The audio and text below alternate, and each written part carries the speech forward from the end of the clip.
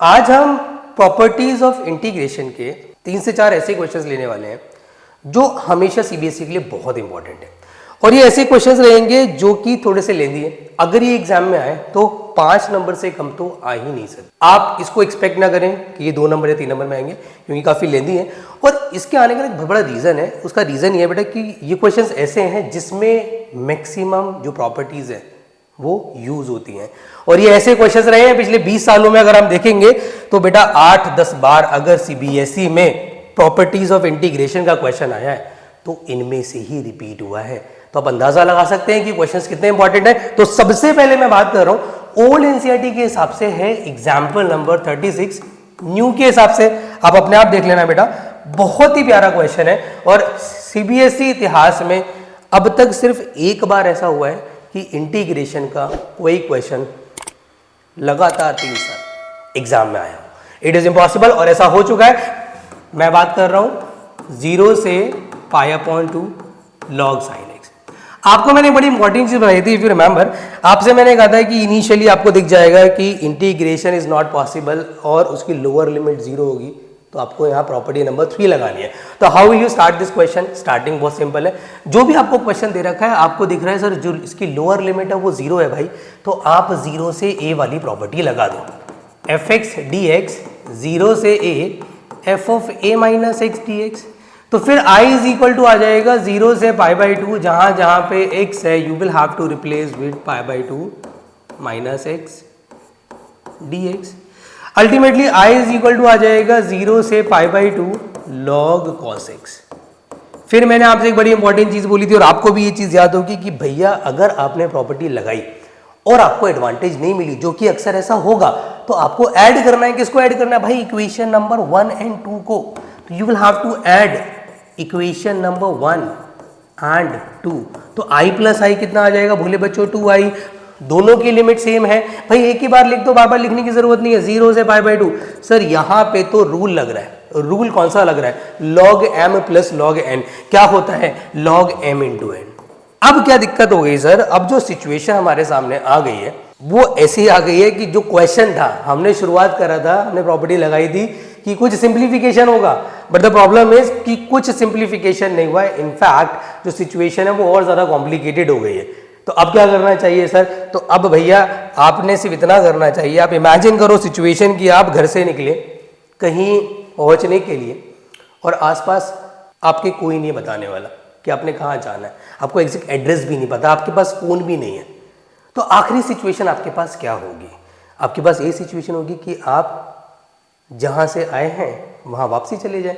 तो भैया यही ऑप्शन इसके अंदर है कि आप घर से निकले और यहाँ रास्ता भटक गए हैं और कोई बताने वाला नहीं है। तो what you have to do? You have to create that situation जहां से आपने शुरुआत करी थी। और यही ट्रबल है, इसी वजह से क्वेश्चन बहुत ट्रिकी बन जाता है, क्योंकि अब आपने क्या करना है, इसको रिक्रिएट करना है। तो ओरिजिनल फॉर्म जो ऑलरेडी ये था, तो स्टार्टिंग में आप क्या देखोगे सर? फंक्शन हमारे पास एक ही है, यहाँ पे फंक्शन 2 है। क्या ऐसा कुछ हो सकता है कि 2 फंक्शन एक में कन्वर्ट हो जाए? Yes sir, it is possible. How can we do it?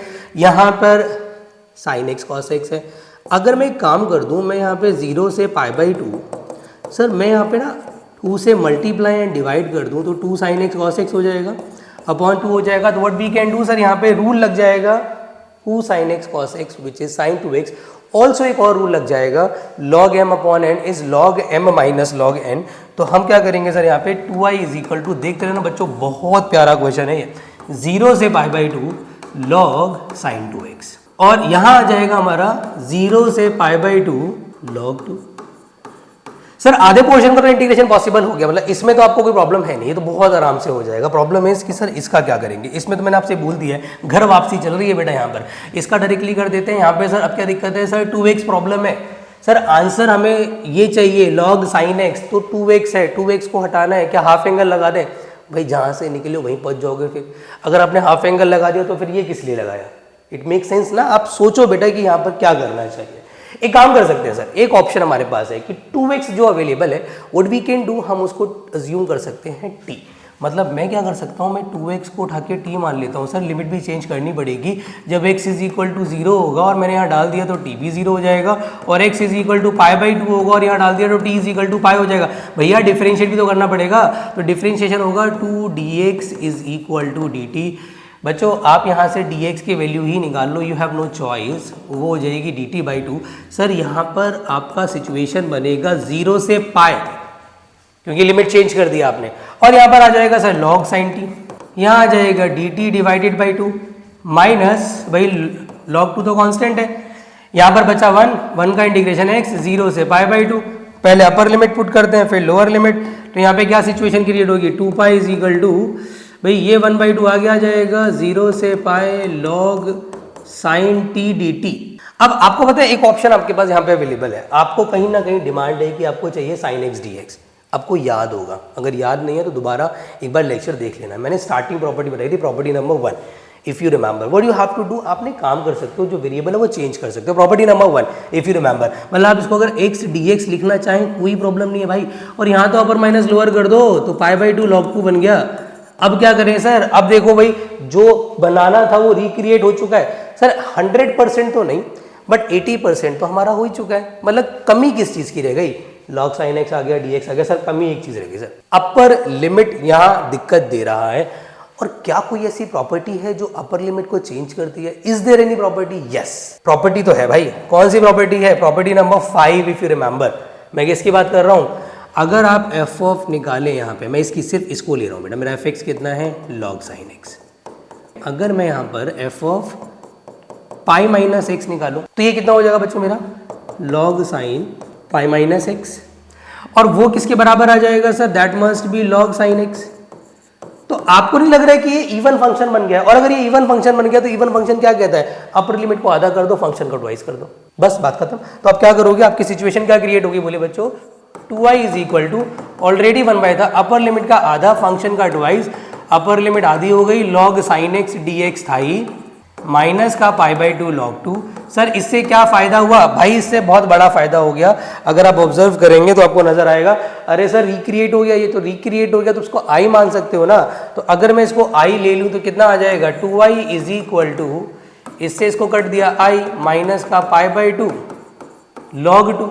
तो अल्टीमेटली इस i को इधर लिया और 2i minus I is equal to minus का पाई बाई 2 log 2, और i इज इक्वल टू कितना आ जाएगा, माइनस का पाई बाई 2 log 2।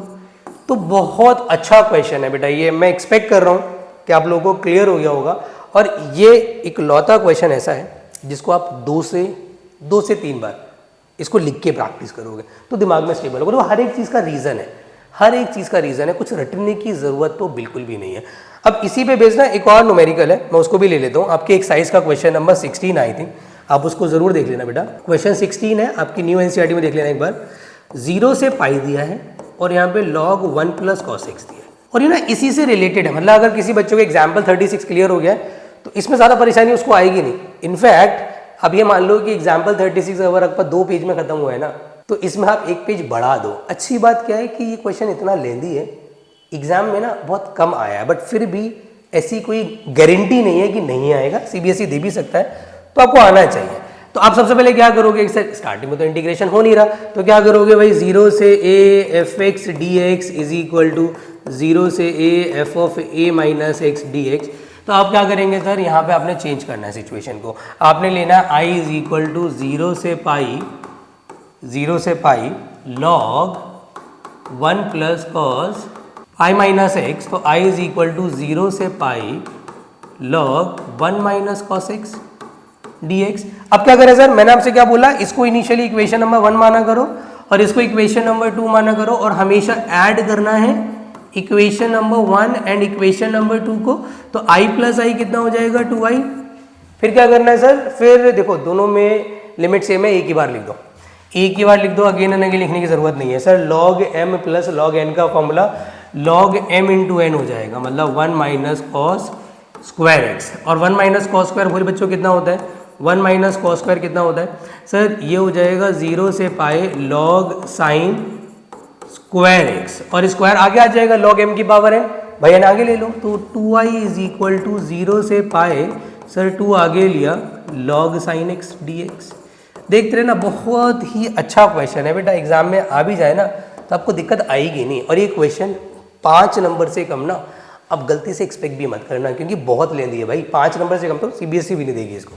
अब आपके सामने सिचुएशन क्रिएट हो रही है, अगर दोबारा आप इसमें प्रॉपर्टी नंबर 3 लगाओगे तो आप फंस जाओगे, क्योंकि प्रॉपर्टी नंबर 3 लगाने पे ना ये सिचुएशन आपकी रिपीट होगी, रिपीटेशन ऑफ द सिचुएशन हो जाएगा और हमें रिपीट करना नहीं है। तो व्हाट शुड आई डू? अब मुझे ये करना चाहिए कि ना अपर लिमिट को फिर दोबारा चेंज करने के बारे में सोचना चाहिए, क्योंकि 0 से ये वाली प्रॉपर्टी लगा के देख लेना आप भी, आपको कोई बेनिफिट नजर नहीं आएगा। सर अगेन चेंज करने के लिए क्या कर सकते हैं, जो मैंने इसमें किया था, अगर आपको याद हो कौन सा स्टेप, ये वाला स्टेप। इस वाले स्टेप में हमने क्या किया था, इवन प्रूव करके अपर लिमिट को चेंज कर दिया था। यहाँ पर भी मैं ये करने वाला हूँ, मैं इवन प्रूव करके अपर लिमिट को चेंज कर दूंगा। तो log sign i minus x हो जाएगा, which is log sine x हो जाएगा, और विच इज एफ एक्स हो जाएगा। तो एफ एक्स हो गया, इसका मतलब क्या हो गया बोले बच्चों, इसका मतलब ये हो गया सर अपर लिमिट का आधा और फंक्शन का twice log sine x D x. तो i इज इक्वल टू कितना हो जाएगा, ट्वाइस ऑफ, इसको i1 मान लो, और उस i1 को आप अलग से निकाल लो, i1 को आप अलग से निकाल लो 0 से π/2 लॉग साइन एक्स। और आपको नहीं लग रहा है क्वेश्चन देखा देखा सा, लग रहा होगा कि क्वेश्चन रिपीट हो गया है। यस 100%, ये एग्जाम्पल नंबर 36 बन गया आपका, आप देख सकते हैं। और यहाँ से आपको पूरा एल्गोरिदम जो i1 है, पूरा एल्गोरिदम भाई रिपीट होगा, मतलब एक तरीके से ये आपका i1 है, ये i1 है, i1 है, i1 है, सब जगह i1 लगा दो। इनफैक्ट आपके i1 का जो आंसर आएगा वो ये रहा, और इस i1 के आंसर को आपने यहाँ पे रीपुट करना पड़ेगा। इक्वेशन नंबर इसको चाहे 3 मान लेना आप, तो i1 आपने ऑलरेडी निकाला हुआ है माइनस π/2 log 2। आप समझ गए ना बेटा क्यों नहीं आता एग्जाम में, इसी वजह से नहीं आता, क्योंकि क्वेश्चन सच में लेंदी है। तो ये आपका हो गया भैया क्वेश्चन नंबर 16, बहुत ही प्यारा क्वेश्चन है। अभी वीडियो पॉज करके इसको नोट कर लो और इसको भी 2 बार प्रैक्टिस करना। अब एक मिसलिनियस का एग्जाम्पल और ले रहा हूँ, बहुत अच्छा, बहुत इंपॉर्टेंट एग्जाम्पल है। उसके बाद क्लास को, मतलब इस वीडियो को यहीं पर हम वाइंड अप करेंगे। एक बहुत अच्छा क्वेश्चन है बच्चों, बल्कि एग्जाम्पल है ये, एग्जाम्पल 44। ये भी बच्चों को काफ़ी परेशान करता है, इसलिए मैं करा दे रहा हूँ। 0 से पाई x अपॉन में a स्क्वायर साइन स्क्वायर है और b स्क्वायर कॉस स्क्वायर है। अब देख लेना, हो सकता है ये आगे पीछे एक्सचेंज भी हो, उससे फर्क नहीं पड़ता, मैं आपको बेसिकली अप्रोच बता रहा हूँ। देखो अप्रोच क्या लगेगी, सुनो, ऊपर आपके पास ना x एक्स्ट्रा है, आपको x को कुछ भी करके एलिमिनेट करना है, और x को एलिमिनेट करने के लिए ना एक ही प्रॉपर्टी काम आती है, मैंने बताया था आपको, मैं रिपीट कर दे रहा हूँ दोबारा से। वो प्रॉपर्टी होती है 0 से a F x D x is equal to 0 से a F of a minus x D x. अगर x को एलिमिनेट करना है, करना क्यों है सर, क्योंकि वो x को एलिमिनेट करने के बाद ना इसको करने का एक एल्गोरिथम है जो कि हमें मिल जाएगा। अगर x एलिमिनेट नहीं हुआ ना तो फिर सिचुएशन हमारी कॉम्प्लेक्स ही रहेगी। तो x को एलिमिनेट करने के लिए 0 से a वाली प्रॉपर्टी लगा देंगे। i इज इक्वल टू कितना आ जाएगा, 0 से पाई, यहाँ पे आ जाएगा pi minus x, a square sine square of pi minus x plus b square cos square of pi minus x, right, d x. तो sir i is equal to आ गया 0 से पाई, यहाँ पे आ गया pi minus x, sir a square sine square x plus b square cos square x D x. चलिए बहुत बढ़िया। अब क्या करें सर, भाई इसको इक्वेशन नंबर 1, इसको equation number 2, as it is जो हमें करना है, ऐड इक्वेशन नंबर 1 एंड 2। तो i प्लस आई कितना हो जाएगा, 2i, 0 से i, दोनों का डिनोमिनेटर सेम है, दोनों का डिनोमिनेटर 100% सेम है। तो आपको कैसे सेम हुआ कैसे, यहाँ पे तो सेकंड क्वाड्रेंट के हिसाब से कॉस नेगेटिव होना चाहिए, भाई होता नेगेटिव, बट क्योंकि स्क्वायर लगा हुआ है और स्क्वायर उस नेगेटिव साइन को खत्म कर देगा, तो लेने की जरूरत नहीं है हमें। तो यहाँ पे आ जाएगा pi minus x, sir a square sine square x, sorry मैं यहाँ पे क्या कर रहा हूँ, ऐड कर रहा हूँ ना, तो इसका मतलब ये है कि डिनोमिनेटर एक ही बार में ले लो। मतलब what you have to do, आप दोनों का डिनोमिनेटर एक बार में ले सकते हो, और दोनों का डिनोमिनेटर हमारा जाने वाला है sir a square sine square x plus b square cos square x, और ऊपर पहले इसका न्यूमरेटर आएगा फिर इसका न्यूमरेटर आएगा डी एक्स। जो कट रहा है काट दो भाई। अब जो सिचुएशन बच गई उसको बाहर ले लो ना यार, आपके पास बच गया पाई, तो पाया बाहर ले लो, तो पाई अपॉन 2 करके बाहर आ जाएगा। यहाँ पे बन जाएगा 0 से पाई 1 अपॉन में a square sine square x b square cos square x D x. अब मैं आपको ना एक बड़ी इंपॉर्टेंट स्टेटमेंट बोल रहा हूँ, एनसीईआरटी में ना इस पे बेस्ड क्वेश्चंस बहुत कम, बट आप दिमाग में बिठा के रखना। क्या स्टेटमेंट है कि अगर आपका न्यूमरेटर 1 हो और जो डिनोमिनेटर है उसमें साइन और कॉस की डिग्री 2 हो, तो अगला स्टेप ना फिक्स्ड है बेटा।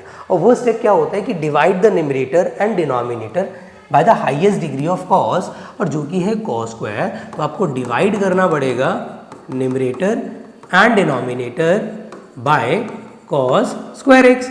तो आई इज इक्वल टू कितना आ जाएगा, पाई अपॉन 2, 0 से पाई 1 अपॉन मैं अगर 1 को कॉस से डिवाइड करता हूँ that will become sec square, तो ये सेक स्क्वायर हो जाएगा। सर इसको डिवाइड करेंगे तो ए स्क्वायर टेन स्क्वायर आ जाएगा, और सर b square as it is रह जाएगा dx। ये क्वेश्चन हमारा बन गया। सर इससे क्या फायदा हुआ भाई, बहुत बड़ा फायदा हो गया। आप खुद सोचो ना, आपके पास डिनोमिनेटर में 10 है, अगर मैं उसको उठा के टी पुट कर दूँ तो सर उसका डेरिवेटिव ऊपर दे रखा है, but you will have to understand one thing कि if you change the limit you are getting the same limit. इसलिए क्वेश्चन इंपॉर्टेंट है और इसलिए सीबीएसई वालों की नजरों में रहता है। भाई खुद सोचो ना, if you replace x by 0 तो 10 0 इज 0, तो t की वैल्यू 0 आ गई। इफ यू रिप्लेस पाई तो t इज इक्वल टू 10 पाई, 10 पाई भी तो 0 होता है। और upper limit lower limit same होने का सवाल ही पैदा नहीं होता।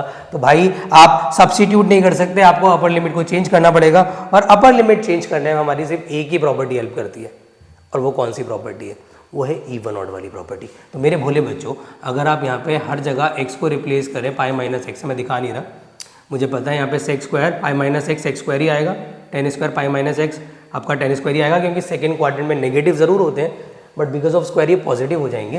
तो मैं सीधा लिख दे रहा हूँ भाई ये एफ एक्स के बराबर है और ये इवन फंक्शन है, और अगर ये इवन फंक्शन है तो i is equal to pi upon 2, 0 से पाई अपॉन 2। भाई मैंने क्या बोला, अपर लिमिट का आधा हो जाएगा, फंक्शन का ट्वाइस हो जाएगा, सेक स्क्वायर एक्स अपॉन में ए स्क्वायर टाइन स्क्वायर। सर इससे क्या फायदा हुआ भाई, अब तुम्हें टी पुट करना अलाउड है ना, अब टी पुट करो, अब कौन रोक रहा है आपको, तो आपने चुपचाप 10x को उठा के टी पुट कर दिया, लिमिट चेंज करोगे 0 पे सर t 0 आएगा, और अगर मैंने x is equal to pi by 2 लिया तो t इन्फिनिटी आएगा। तो मेरी यहाँ पे लिमिट जा रही है पाई 0 से लेके infinity 1 upon a square t square plus b square. भोले भाले बच्चों, अब इसका इंटीग्रेशन आपके लिए कुछ भी नहीं है, स्पेशल फॉर्मूला लगाना है। आप चुपचाप यहाँ से ए स्क्वायर कॉमन लो, तो पाई अपॉन में ए स्क्वायर हो जाएगा। क्यों कॉमन ले रहा हूँ, क्योंकि टी स्क्वायर का कोई कोफिशिएंट नहीं होना चाहिए। We are applying the special formula, 0 से इन्फिनिटी 1 अपॉन